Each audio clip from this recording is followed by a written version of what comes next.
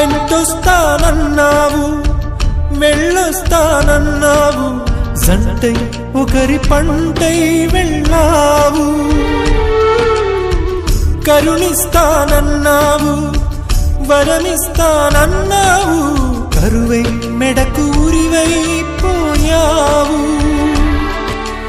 దేవతలోనూ ద్రోహం ఉందని తేలిపావు, దీపం కూడా దహిస్తుందని తేల్చావు.